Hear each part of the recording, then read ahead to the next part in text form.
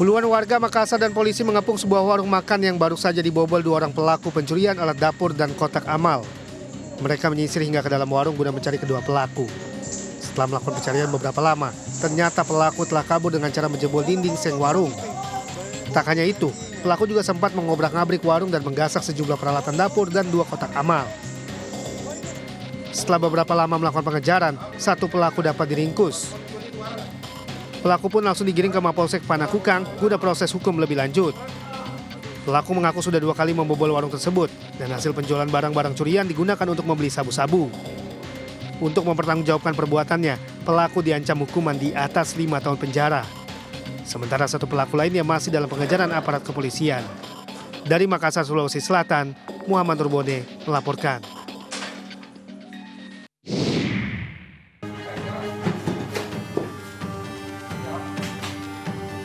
Polisi membongkar pemasok senjata api untuk kelompok kriminal bersenjata di Papua. Senjata api ini ternyata dibuat di sebuah rumah di Desa Kalianyar, Kapas, Bojonegoro, Jawa Timur. Keberadaan pelaku terungkap dari hasil pengembangan penangkapan Yuni Enumbi serta Eko Sugiono Pecatan TNI yang berperan sebagai pendana dan pemasok senjata api ilegal untuk KKB di Puncak Jaya dan Manokwari pada tanggal 6 Maret 2025 lalu. Dari hasil penggerebekan, polisi mengamankan 5 pucuk senjata api rakitan yang terdiri dari 2 pucuk laras panjang dan 3 pucuk pendek berikut amunisi. Selain itu, polisi juga menangkap 3 orang tersangka yang memiliki peran berbeda, mulai dari penerima pesanan, perakit, serta pembuat popor senjata. Kepada polisi, para tersangka ini mengaku baru sekali mengirimkan 6 pucuk senjata ke Papua yang diselundupkan dalam tabung kompresor melalui pengiriman ekspedisi. Banyak ditemukan barang bukti antara lain alat-alat bubut, alat las, dan beberapa mesin. Senjata ini dibagi dalam beberapa potongan, baru dimasukkan beserta dengan amunisi, kemudian dikirim menggunakan ekspedisi. Selain itu, para pelaku mengaku keterampilan membuat senjata api rakitan ini diperoleh secara otodidak karena sebelumnya mereka memiliki latar belakang reparasi senapan angin. Akibat perbuatannya, para tersangka dijerat dengan Undang-Undang Kedaruratan dengan ancaman maksimal hukuman mati. Dari Surabaya, Jawa Timur, Hari Tambayong, iNews melaporkan.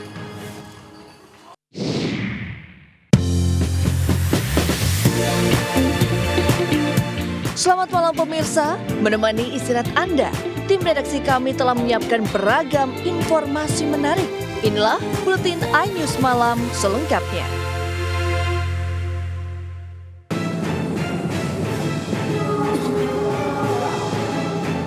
Tim Perlindungan Perempuan dan Anak PPA Satreskrim Polresta Sidoarjo merazia sebuah hotel yang berada di kota Sidoarjo, Jawa Timur.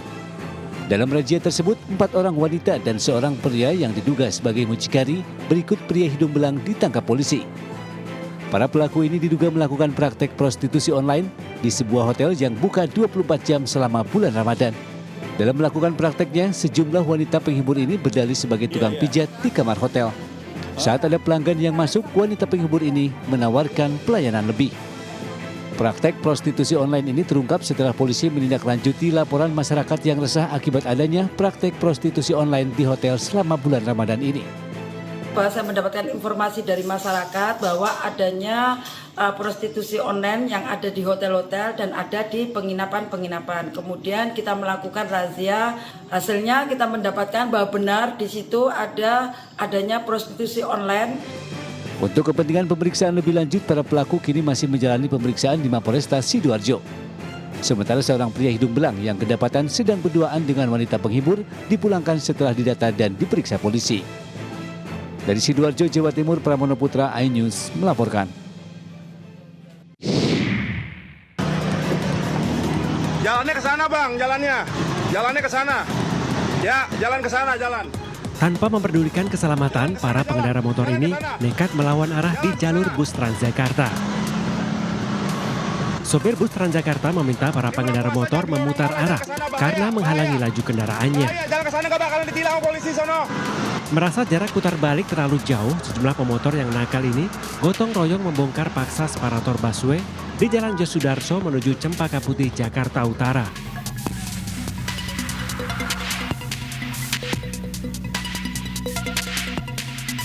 Para pemotor yang menerobos jalur bus Transjakarta ini mendadak putar balik arah saat melihat polisi di depannya, diduga karena takut ditilang.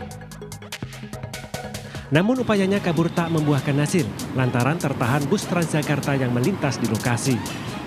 Kini separator busway yang dibongkar paksa sudah diperbaiki dinas terkait. Sementara warga sekitar menyebut jalur bus Transjakarta di kawasan Yosudarso menuju Cempaka Putih kerap dilintasi kendaraan pribadi bahkan saat arus lalu lintas lancar. Dari Jakarta, Sofyan Firdaus, iNews melaporkan.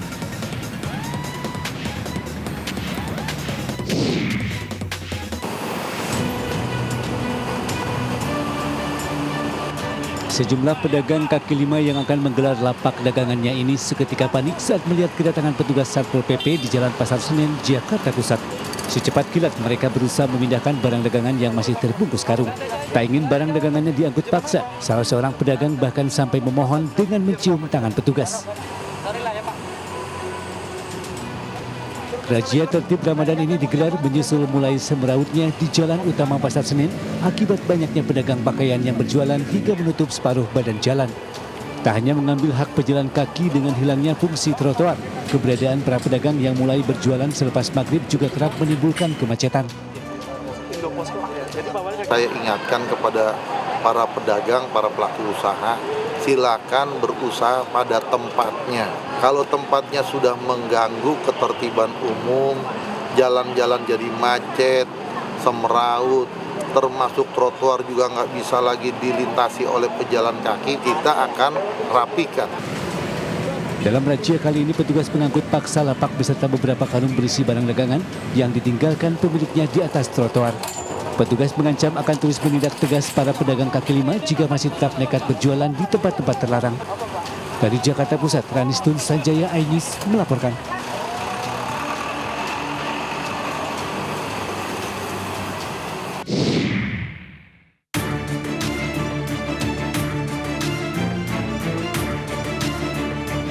Di hari ketiga pasca kaburnya 52 narapidana lapas kelas 2B Kutacane, Aceh Tenggara, 2 narapidana akhirnya menyerahkan diri. 2 narapidana tersebut didampingi oleh pihak keluarga. Diketahui sebelumnya, pihak aparat penegak hukum telah mengamankan sebanyak 24 tahanan, baik yang menyerahkan diri maupun dijemput paksa oleh polisi. Kepala Lapas kelas 2B Kutacane, Aceh Tenggara, Andi Hashim, mengimbau para napi yang masih kabur untuk segera menyerahkan diri secepatnya. Para napi bisa menyerahkan diri ke Polres Aceh Tenggara maupun langsung kembali ke Lapas Kutacane. Kalapas juga menyampaikan bahwa narapidana yang akan kembali tidak perlu takut akan adanya hukuman atau penyiksaan. Sementara itu warga sekitar mengungkapkan kekhawatiran masih berkeliarannya narapidana Lapas Kutacane. Warga berharap pihak kepolisian segera menangkap para napi. Dari Kabupaten Aceh Tenggara Aceh, Medi Arjuna, iNews melaporkan.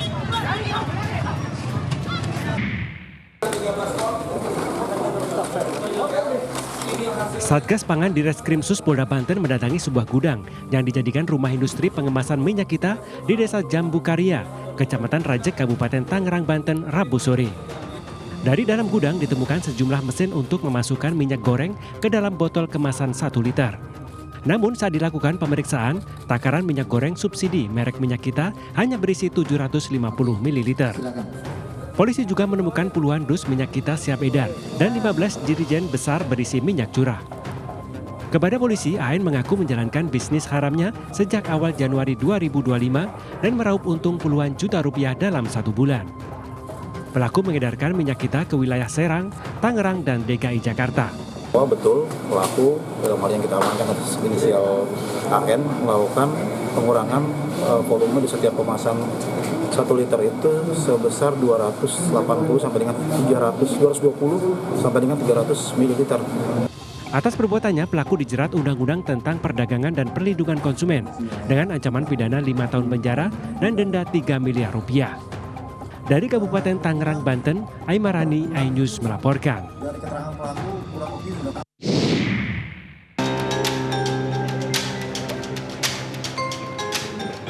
Sidak minyak kita terus dilakukan setelah banyak laporan ketidaksesuaian volume dalam kemasan minyak kita ukuran 1 liter, baik dalam botol maupun plastik. Kali ini di Jakarta dilakukan oleh Satgas Pangan Polri dan Dirjen Kementerian Perdagangan. Sidak yang dilakukan terhadap distributor minyak kita di kawasan Cakung, Jakarta Utara tidak menemukan adanya kecurangan. Dan saat ini kita lihat sendiri tadi hasil pengukuran masih batas toleransi 0,97 dari 1 liter yang tertera di label kemasan. Ya, masih batas toleransi dari meteorologi sudah jelaskan tadi. 15. Kurang lebih 15 masih masuk semua. Ya. Sidak juga dilakukan terhadap distributor di Tangerang, Banten. Dalam sidak, petugas juga mendapati volume minyak goreng dalam bentuk pouch sesuai ukuran. Distributor di Tangerang, Banten mendistribusikan langsung minyak kita kepada tingkat pengecer di wilayah Provinsi Banten, Jawa Barat hingga daerah khusus Jakarta dengan rata-rata harian distribusi mencapai 150 ton. Memastikan bahwa mata rantai pasokan minyak kita ini sesuai dengan ukuran timbangan sebagaimana yang sudah ditetapkan. Kemarin pemerintah sudah melakukan sidak di pengecer dan kita memastikan dalam filling mesinnya itu betul-betul diisi sesuai dengan ukuran sebagaimana ditetapkan dalam peraturan. Di Surabaya, Satgas Pangan Jawa Timur menemukan volume minyak kita dalam kemasan botol disunat dari 1 liter menjadi 850 ml. Temuan ini didapat dalam sidak di Pasar Wonokromo, Surabaya. Selain volume minyak dikurangi, harga jual di tingkat pedagang pun di atas harga eceran tertinggi dari seharusnya maksimal Rp15.000 dijual Rp17.000 per liternya. Jika terbukti curang, pelaku akan dikenai pasal 62 Undang-Undang Perlindungan Konsumen dengan hukuman penjara 5 tahun dan denda Rp2 miliar. Tim Liputan iNews melaporkan.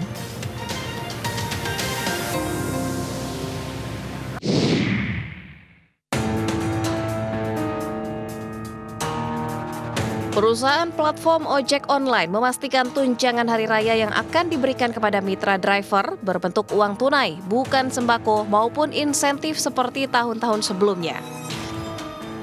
THR ojol yang diberikan Gojek dikemas dalam program Tali Asih Hari Raya. Melalui program ini, bonus hari raya akan diberikan dalam bentuk uang tunai kepada mitra driver yang memenuhi kriteria tertentu sebelum Hari Raya Idul Fitri. Sementara Grab Indonesia akan memberikan bonus hari raya melalui program bonus kinerja khusus kepada para mitra pengemudi, namun ada kriteria driver yang akan menerimanya. Kriteria penerima bonus berdasarkan keaktifan mitra pengemudi, termasuk jumlah pesanan yang diselesaikan, tingkat penyelesaian pesanan, jumlah hari dan jam online, serta rating pengemudi. Tempo hari, salut saya pemerintah. Terima kasih banget. Nggak bisa bayangin, bisa beli sepatu, nggak punya sepatu. Oh itu sebetulnya maunya sih rata ya, maunya rata semua dapat. Tapi itu kembali lagi ke pihak aplikator. Aplikator menentukan yang mana yang pantas buat diberikan THR. Ya bagus sih bang. Ya coba kenapa nggak dari kemarin aja begitu, dapatnya gitu. Sesuai, iya betul. Bagus bang. Lebih bermaju aja bang buat ojol. Ya lebih baik bang buat lebaran lah, buat sekeluarga. Angin segar dalam bentuk THR untuk para pengemudi ojol merupakan janji yang harus ditepati oleh pihak aplikasi. Mereka pun berharap agar syarat untuk mendapatkan THR tidak sulit untuk dipenuhi. Dari Jakarta, Hamzah Ari Setiawan, iNews melaporkan.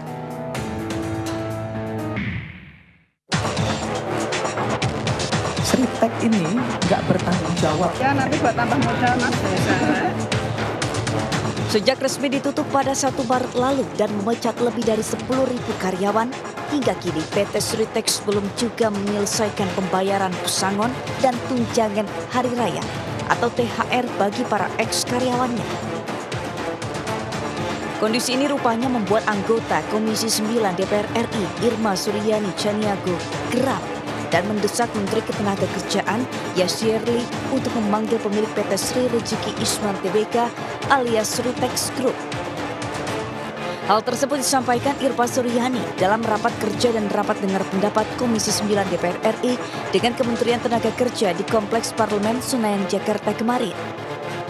Dalam kesempatan tersebut, politikus Partai Nasdem ini menuntut pemilik PT Sritex bertanggung jawab menyelesaikan pembayaran pesangon THR dan sejumlah hak eks-karyawannya.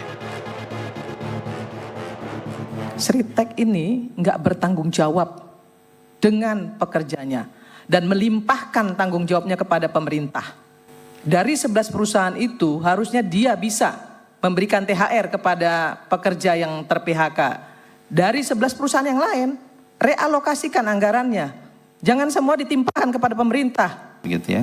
Kalau terkait dengan JHT ini lebih mudah, begitu ya.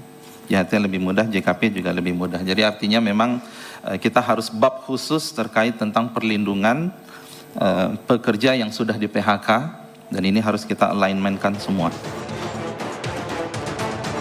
Diketahui PT Sritex Group telah melakukan PHK terhadap 10.669 karyawannya setelah PT Sritex dinyatakan pilot pada 23 Oktober 2024 lalu usai melewati sejumlah proses hukum dan dinyatakan ingkrah.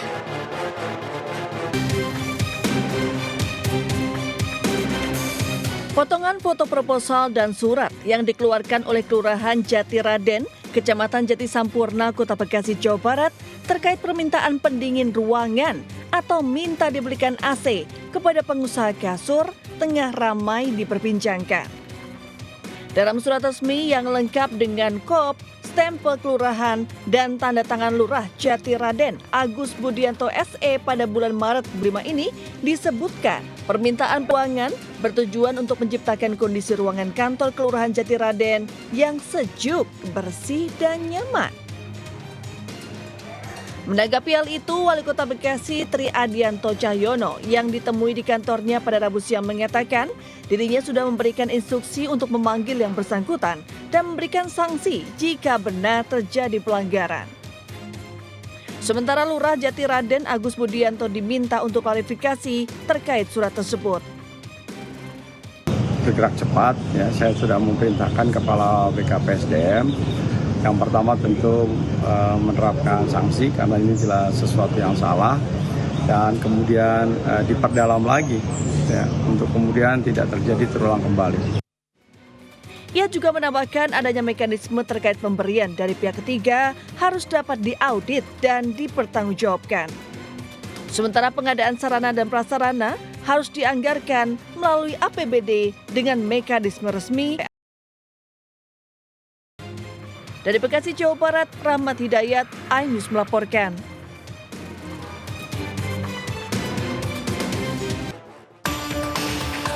Ini kan cerita-cerita dari Kogut temannya Andre. Sebuah potongan video anggota Komisi 6 DPR RI Herman Khairun terekam kamera menerima amplop dan menandatangani sebuah dokumen saat rapat kerja dengan Pertamina viral di media sosial.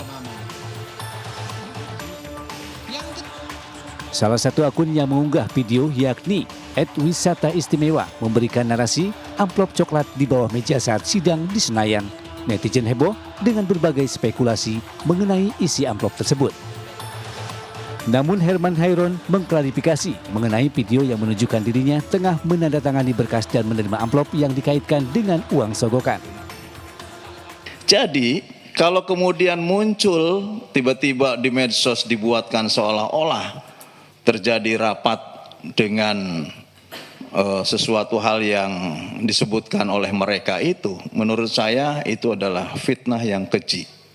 Oleh karena itu bagi siapapun pembuat konten video itu, harap Anda hapus, dan karena itu adalah fitnah. Hal ini menjadi pelajaran bagi masyarakat agar tidak mudah mengambil kesimpulan dari sudut pandang tertentu bila tidak mengetahui informasi secara jelas dan utuh. Tim Liputan iNews melaporkan.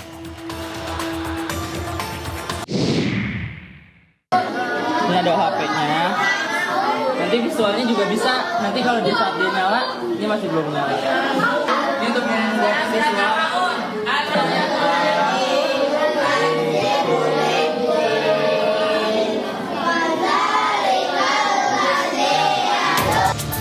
Dinas Pendidikan Kota Depok, Jawa Barat mengalokasikan dana APBD Kota Depok senilai 31,4 miliar untuk belanja papan tulis interaktif.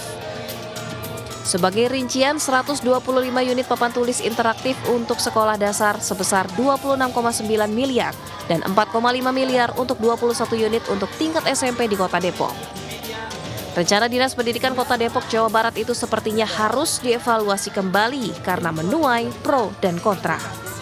Selain anggaran dinilai terlalu besar, nilai tersebut dianggap tak sebanding dengan banyak kondisi bangunan sekolah yang memerlukan perbaikan.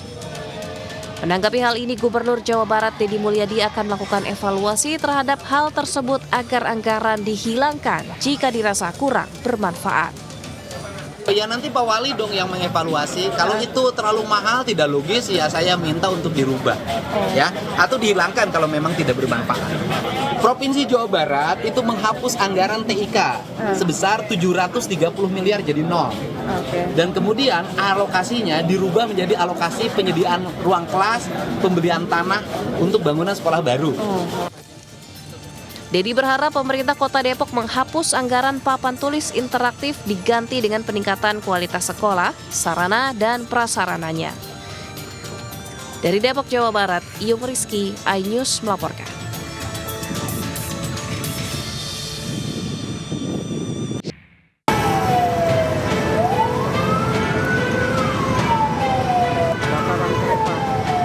Tiga gerbong kereta cadangan yang terbakar di jalur Stabling Stasiun Tugu, Yogyakarta pada Rabu pagi masih teronggok dan belum dipindahkan. Sejumlah kaca gerbong yang pecah dan bekas asap yang menempel di samping jendela menunjukkan besarnya kobaran api saat kebakaran terjadi. Akibat kebakaran ini, interior di dalam gerbong juga hanya menyisakan rangka-rangka besi, sementara kursi, dinding, hingga plafon gerbong telah hangus. Garis kuning polisi juga telah dibentangkan untuk kepentingan pemeriksaan. Kita lihat kan kondisinya memang ada yang terbakar sebagian, ada yang memang full terbakar.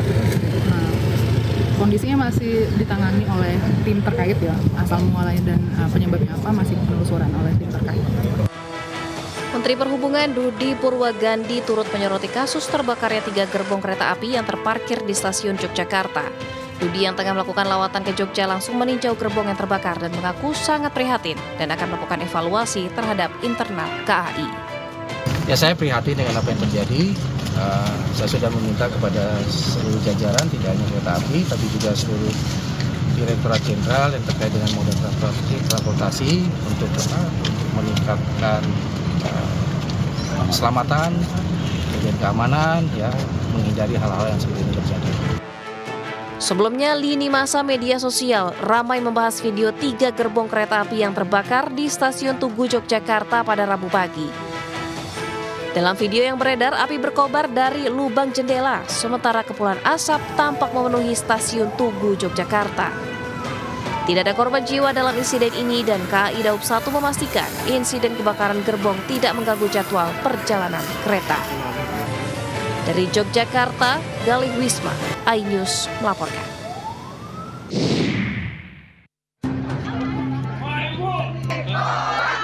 Warga perumahan Pesona Mekarjaya, Sukmajaya menggelar unjuk rasa di depan kantor PDAM Tirta Ayasta, Kota Depok, Jawa Barat.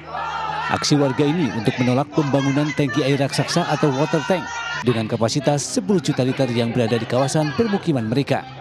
Penolakan atas pembangunan water tank sebenarnya sudah dilakukan sejak tahun 2021 silam. Apalagi sejak awal pembangunan, permukiman warga sempat dilanda banjir lumpur dampak proyek water tank. Menurut Ketua RW setempat Catur Banuaji, pihak pengelola tidak transparan terkait pembangunan tangki air raksasa. Kita juga belum diberitahu bahwa akan ada bangunan seperti ini, gitu loh. Ada semacam tidak transparansi, gitu ya, bahwa mereka akan bangun seperti ini. Kita sudah protes, waktu kita protes pembangunan aja, tolong lebih menekankan keamanan gitu buat kita. Tapi kita tidak mengutik-utik soal mau dibangun apa.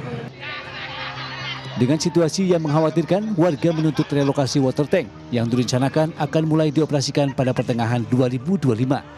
Sementara itu, menanggapi keluhan warga, Wakil Wali Kota Depok, Chandra Ramansyah, mengimbau warga untuk mengirim surat resmi ke pemerintah kota.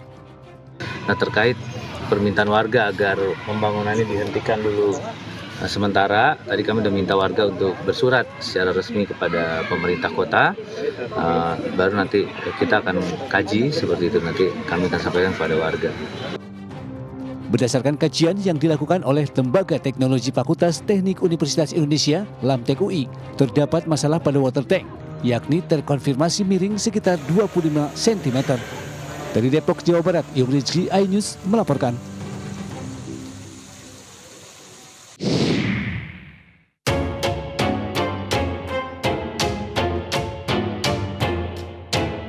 Tim gabungan dari Satuan Reserse Kriminal dan Inafis Polres Gresik melakukan olah TKP tempat ditemukannya jasad yang tinggal rangka di dalam mobil yang terparkir di asrama Polsek Ujung Pangkah.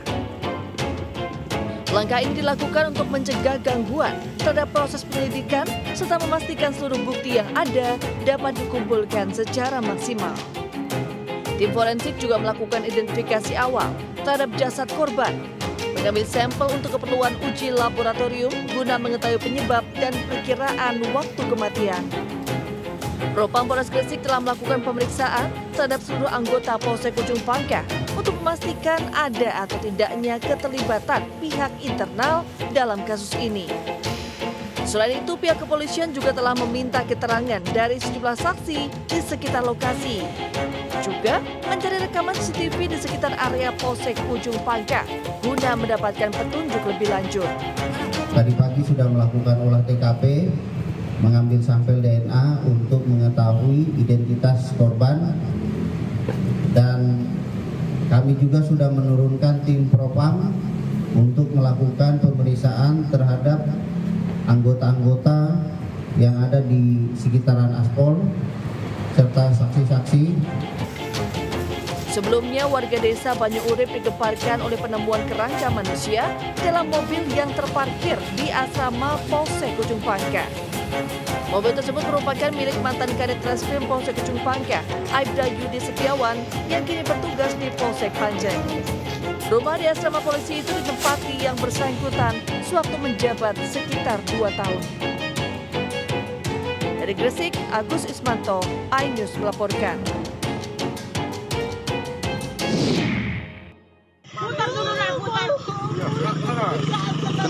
Seorang wanita Parubaya menjadi korban aksi begal di Jalan Kayu Embun, Namorambe, Deli Serdang, Sumatera Utara. Korban yang duduk di aspal menangis kesakitan karena diduga tangannya patah setelah dipukul oleh pelaku. Usai melakukan aksi kekerasan, para pelaku merampas barang berharga milik korban kemudian kabur. Warga sekitar yang mengetahui kejadian segera memberikan pertolongan pada korban dan melapor ke pihak berwajib.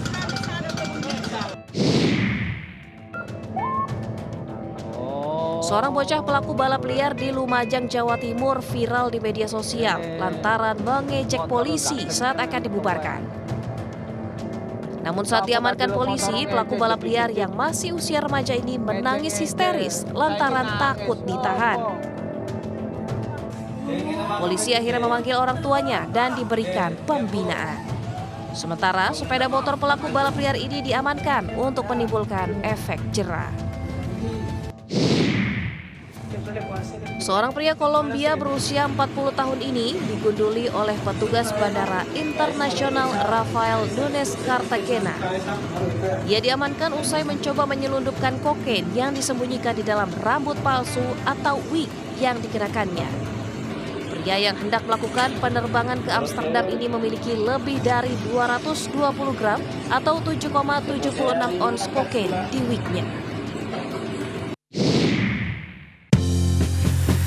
Pemirsa GTV, semakin mudah mendapatkan informasi terkini dari penjuru negeri. Cukup scan QR Code di layar TV Anda untuk menyaksikan buletin iNews. Saksikan tayangan GTV di mana saja dan kapan saja melalui RCTI Plus. Jangan kemana-mana pemirsa, buletin iNews Malam akan kembali sesaat lagi dengan informasi menarik lainnya.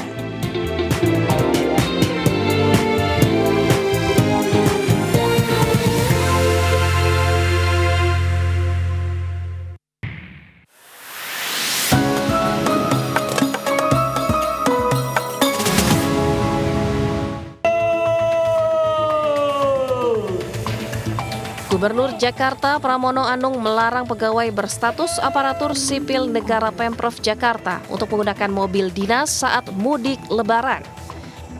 Hal ini disampaikan Pramono setelah memimpin operasi Lintas Jaya 2025 di kawasan Monas, Jakarta. Selain itu, Pramono juga menyampaikan akan memberikan sanksi bagi ASN yang kedapatan menggunakan kendaraan dinas untuk pulang ke kampung halaman. Pokoknya bagi siapapun ASN tidak boleh menggunakan mobil dinas pulang kampung berlebaran. Jelas ya? Iya, kalau ada yang melakukan pasti akan kami beri sanksi. Sanksinya apa nanti kami rumuskan. Dari Jakarta, Hamzah Hasibuan, Ari Setiawan, iNews melaporkan.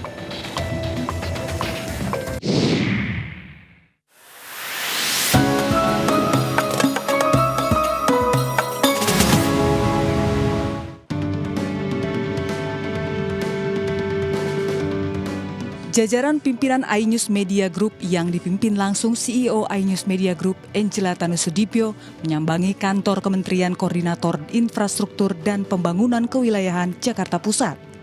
Dalam agenda silaturahmi ini, Angela menegaskan bahwa iNews Media Group siap berperan aktif dalam mendukung program pembangunan yang dijalankan pemerintah, serta berkomitmen mengedepankan objektivitas dalam menyampaikan informasi kepada publik. Dalam kesempatan ini juga Menko Bidang Infrastruktur dan Pembangunan Kewilayahan Agus Harimurti Yudhoyono menyambut baik kolaborasi dengan iNews Media Group sebagai media nasional terbesar di Indonesia yang akan berperan untuk menyampaikan capaian dari pemerintah dan sekaligus menampung masukan dan kritik dari berbagai lapisan masyarakat. Kami berharap kita bisa berkolaborasi dan di depan mata Pak, karena kita hari ini sedang dalam bulan suci Ramadan, tentu yang terdekat adalah program mudik. Saya rasa ini juga erat kaitannya dengan salah satu bidang Bapak. Kami juga tentu membutuhkan support untuk bisa menjelaskan kepada masyarakat apa yang sedang dikerjakan, ke arah mana kita akan menuju, juga apa saja yang menjadi tantangan, agar jika kita bisa menyatukan energi bersama ini, rasanya pembangunan seberat apapun, tantangannya bisa kita lalui dengan baik. Kolaborasi ini juga bertujuan dalam membantu transparansi setiap kebijakan pemerintah melalui komunikasi dua arah, yaitu mendengar aspirasi masyarakat dan menjelaskan kepada masyarakat melalui kontribusi daripada media. Dari Jakarta, Indra Setiabudi, Indra Purnama, iNews melaporkan.